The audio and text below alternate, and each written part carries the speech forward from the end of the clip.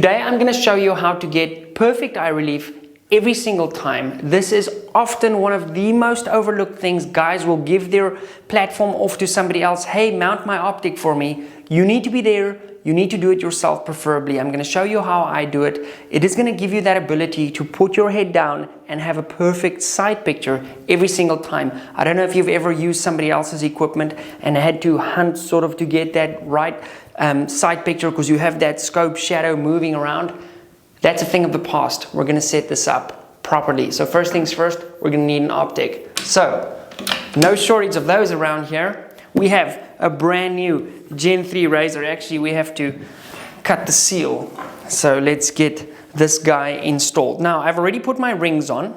Okay. I'm going to try something different in this video. Oh, Pete, focus, but I'm going to try something different in this video. Let's get the box the right way around by not using certain keywords and see if we can circumvent the lovely algorithm that I've had to deal with lately. Okay, so we're going to pop this down. If you've never opened up one of these, the packaging is unbelievable. It's got that new car smell. Okay, optic is going to go here. Now, what you're going to need is ideally a torque wrench. Now, I like using fix-it sticks.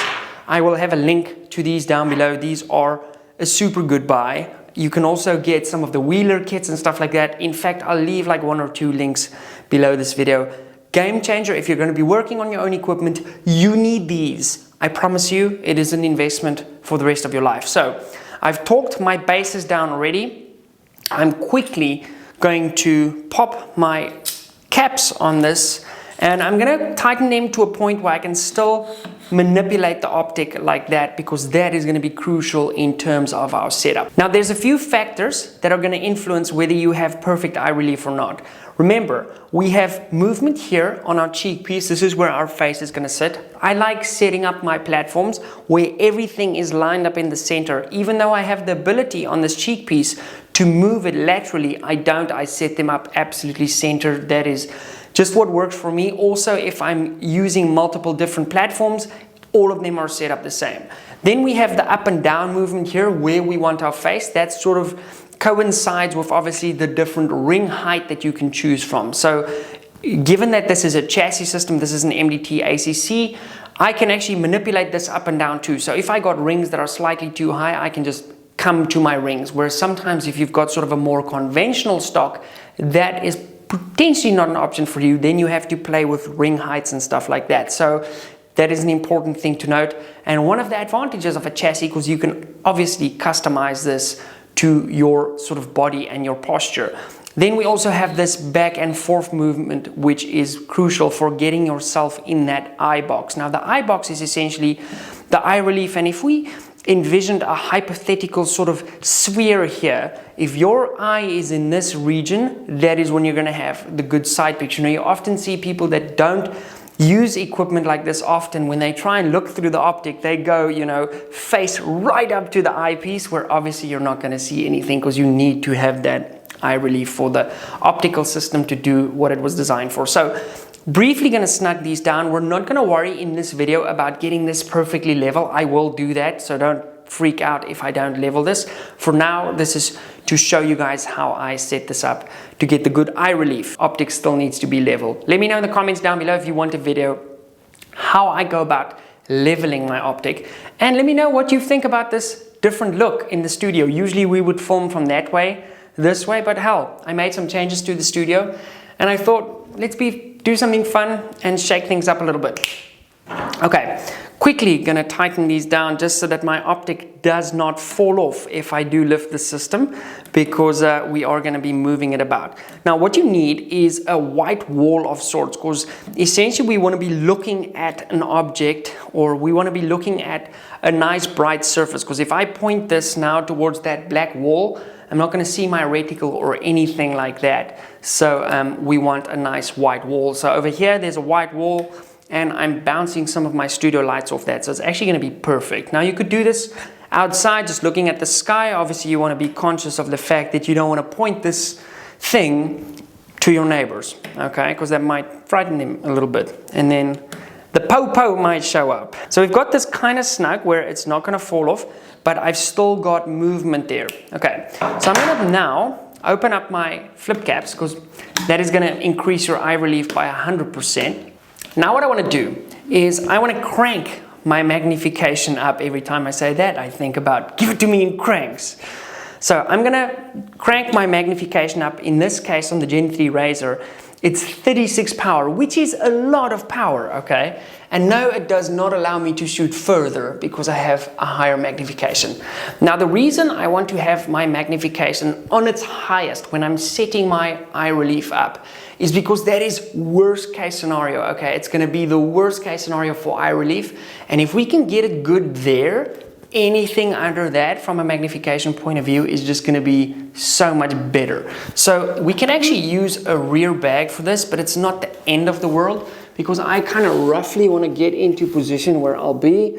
Okay, I'm going to level that out, and just by sliding this backwards and forwards like this, it's either going to get worse like it does now where I have a ton of scope shadow everywhere. In fact, I want to aim up a little bit just to get some more brightness in there. And if I bring that back, essentially what I'm trying to do is I'm looking for that spot where I have absolutely 100% crisp setup.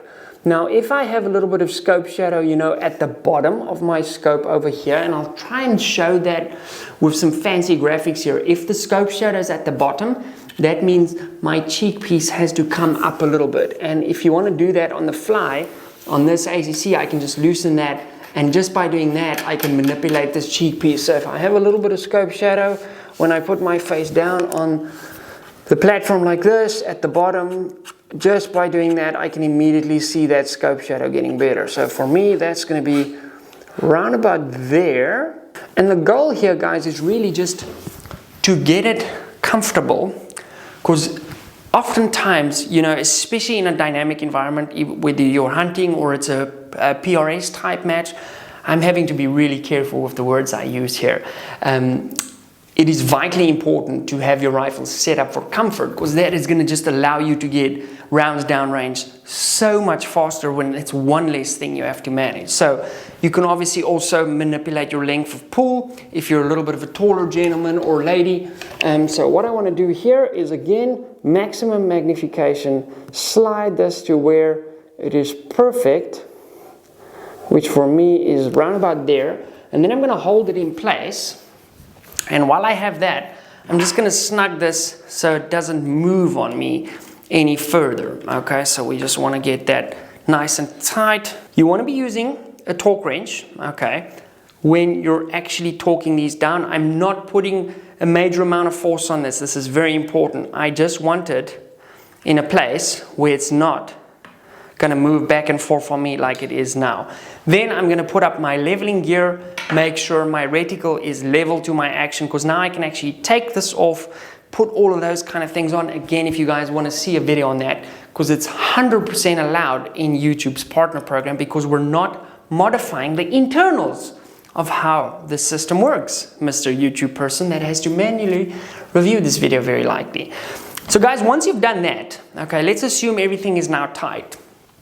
It is ridiculous once you back off this magnification onto a usable range, because remember, as magnification grows, conditions show. So optical quality, when the conditions aren't absolutely perfect, the image will start to degrade at the higher end of the magnification spectrum. So realistically, for long range sort of prone stuff, I'm on the 25 to 20 setting. For more dynamic stuff, hunting, PRS type shooting, I'm on the 18 to 15 range, perhaps even all the way down to 12. And realistically, on those magnification levels, we're going out well beyond a kilometer, all the way out to a mile. So guys, that's sort of a quick and dirty eye relief video. I hope this helps you. If you're torquing these down 15 to 18 inch-pounds, read your scope manufacturer's manual to see what ring torques you need to get these to, and you will be off to the races. Do not just crank them down with the provided screws that come, or the provided sort of Allen wrench or hex wrench that's shipped